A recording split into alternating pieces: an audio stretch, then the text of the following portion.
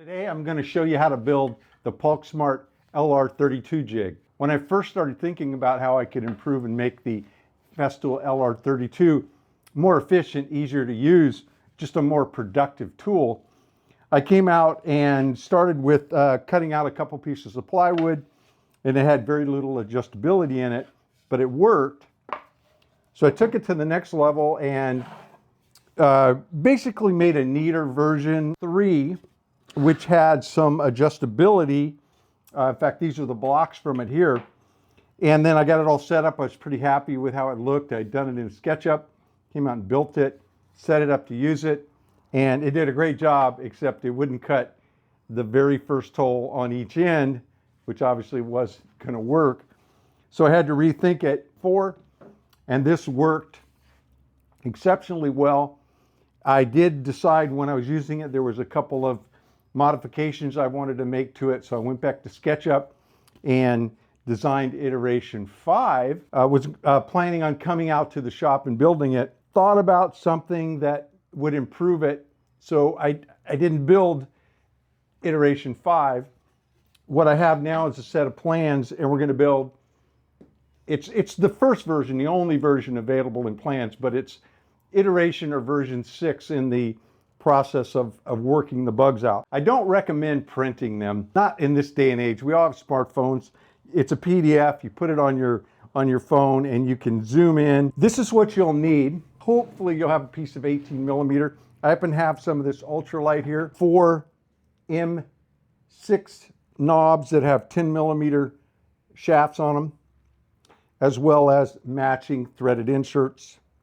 And then for the 2 larger knobs, these are M8s, and they have 30 millimeter shafts on them, a couple of washers, and then the matching 8 millimeter by 15 millimeter threaded inserts. Both of the threaded inserts are 15 millimeters long. The plywood is 18 millimeters, and I find that if you bury it in deep enough, it works good. The next size up is 20, and they're just a little too long. This is the same tape that I use on the Paulk Smart Station. This is the best tape that I have found available on the market. It's very durable, very readable. It's 16 feet long, and what I like about it, it's printed on both sides in reverse.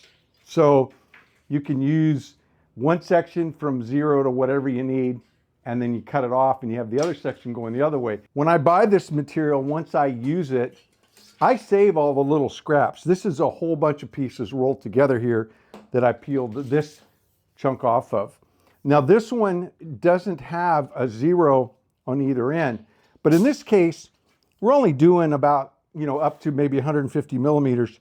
So I think that all I need to do is ignore the big number and just start at a number, like in this case 4700, and then I'll have the 10, 20, 30 all the way to the 4800, and then I'll have the 10, 20, 30, and I'll just cut it and use that section, and I'll just ignore the 4800. I'll just know that I'm starting at 0, and when I get to the 10, I know it's 110, and that way, I don't have to buy a bunch of extra. So I'll take a chunk out of here, and then I'll just pick another section. If you've already built the Smart Station, hopefully you kept your fall off, because it'll be perfect in this application. Also with the inserts, I'm going to put this kit that I have as opposed to the individual ones. Now, they're listed how many you need, what size they are on the plans, so you can certainly run down to your local Ace Hardware and just pick up those. The scale on my SawStop CTS is imperial. I'm going to change it to metric, but for now, I'll just take my fast cap tape measure to set the rip that I need.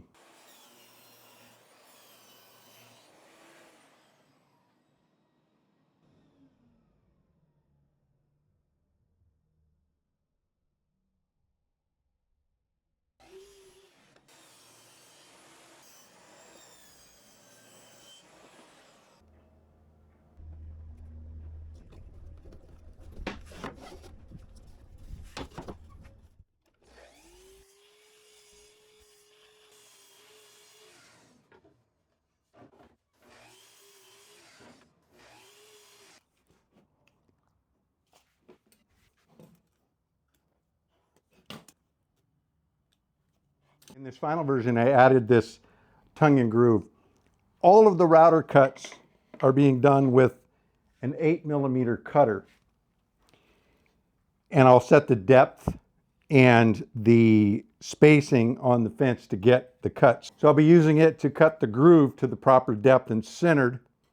And then I'll be using it to cut the shoulders of these rabbets to create the tongue. Don't sweat it if you don't have an 8mm bit.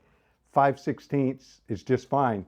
When you're setting a fence on a router table, because you're dealing with the round cutter, you don't have to keep the fence in any parallel position like you do on a table saw or a miter saw. Just pivoting it a little bit will get, you can dial it in. So as you take some scrap, make your test cuts and get it dialed in just right.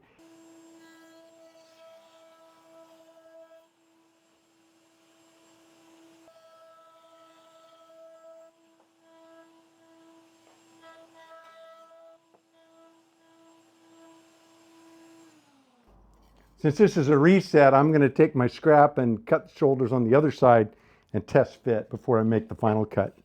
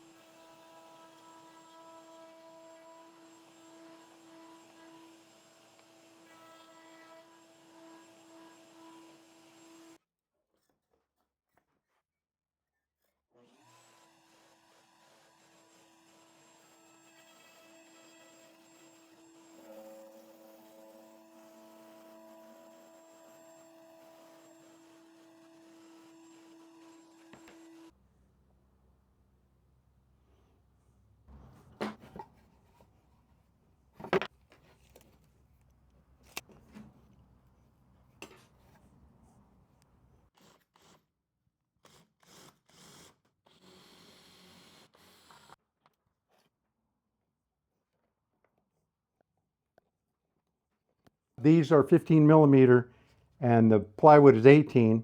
So I cut the pilot hole a little bit small so that the teeth or the threads would have a lot to bite into. And then I just kept turning it and it just pulled it through until it's almost flush with the top side. The base units attached to the bottom of the rail, there's 2 connection points and they are exactly 64mm apart, or a 1 space or 2 spacings, because 32 plus 32. That gives you a nice bite. The first hole is the first connection point is 2 in from where the material hits. So we can't put it out in the first hole because the router would bump into the knob. The second one, again, is exactly 2 spacings or 64mm apart, but, and I've got them laid out very accurately with a really accurate scale. But what I like to do is put the inside hole, so this is the right, I label these. So from the inside, where they go against each other, I do the first one, and then I've got the other one laid out, but I'm going to leave it. What I'm going to do is attach the track, get it buttoned down, square them up to the track, and then I'm going to drill the pilot hole through the track so I'll get perfect alignment. Just one of those little pro tip tricks. We can do the measurements all day long, but let's just let the physical world help us get it just right. So those 4 are the M6 15mm, and these are the M8, and these are also 15mm.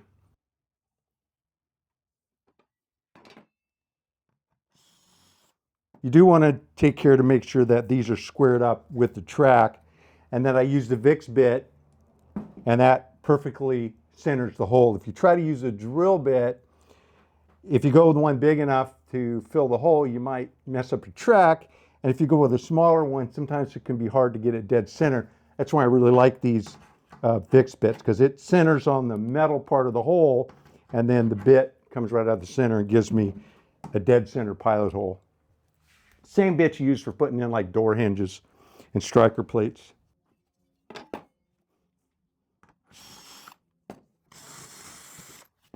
These threaded inserts can be easily put in a little cockeyed, which would throw off your lineup on the other side a little bit.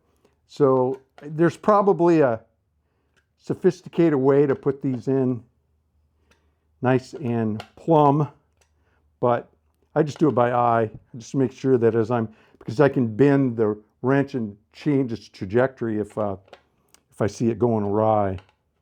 But I'm watching the thread and it's going down nice and even.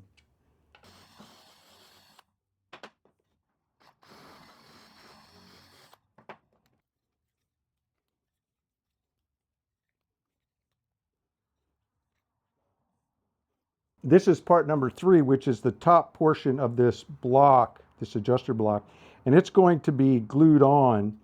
But just like lining up the track, I'm going to go ahead, line this up, and then cut this to fit right into the side there, as opposed to pre-cutting it and pre-gluing it.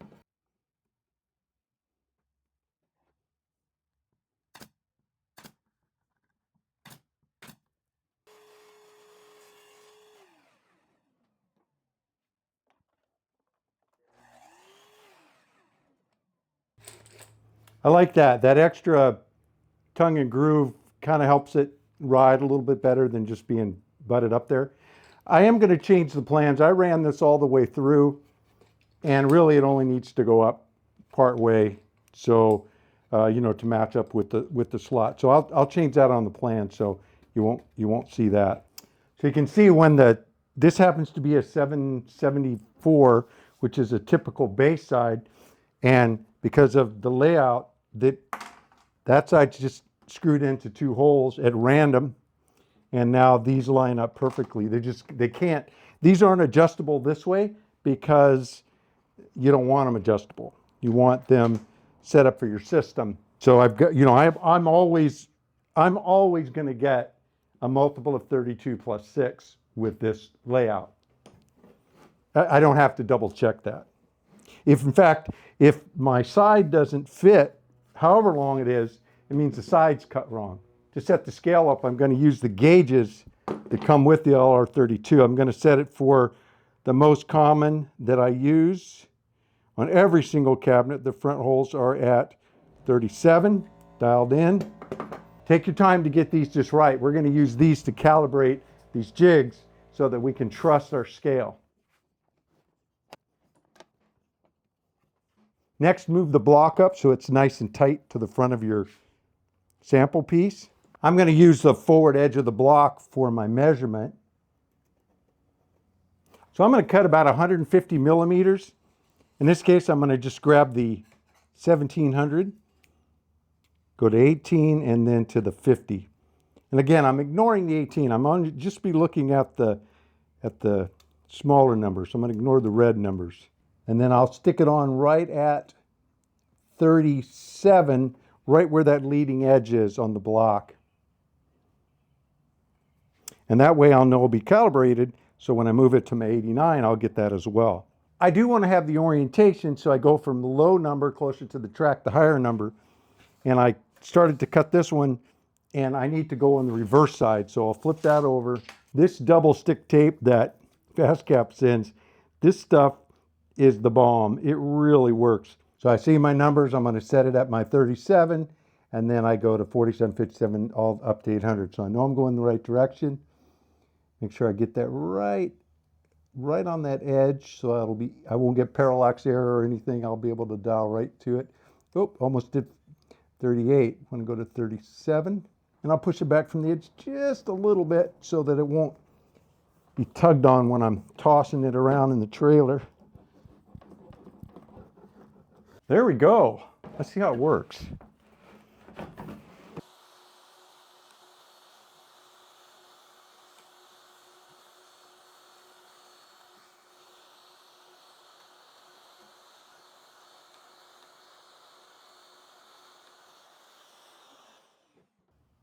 First hole is 35.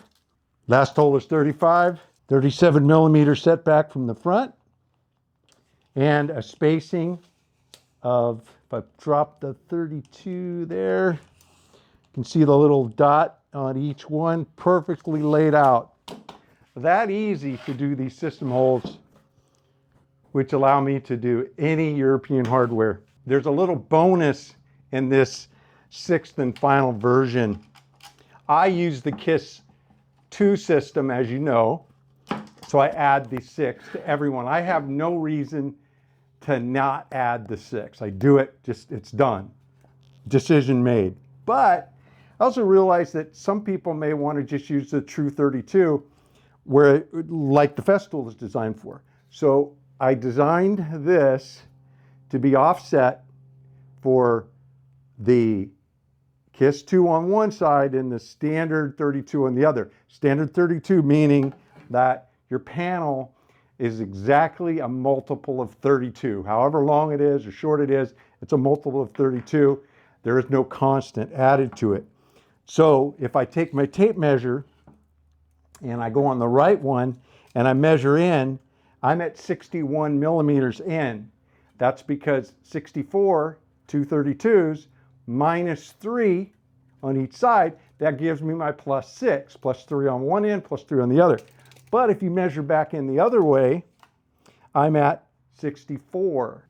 So with this setup, I can take the right, mount it on the left mount it on the right, and now I have the 32 between the multiple of 32. But what about the block? Well, I designed it, I centered the slot and made the groove on both sides. It can just be flipped around. And now the left on the right, and I have just 32, no constant. You can take more scale and set up a scale on this side. In fact, in the plans, I show it on both sides. If you want to get a set of plans to build one of these Paulk Smart LR32 jigs for yourself, then there's a link in the description of this video down below. As with all the plans, they're digitally delivered, so you purchase them. You'll get an email from us, from our store, not your PayPal or your credit card one from us. There's a link in that. You click on it, download it. You have it on your phone, your tablet, your computer, wherever you downloaded it. Make sure you go to your download folder, move it to a folder, call it Paulk Plans or something like that, that you can always search and find it. Once you download it, you have it. Mahalo for hanging out in the Smart Wood Shop. If you're still hanging around, there's one more thing to do, and it's the most important thing of all. It's time to clean it up and make it pretty.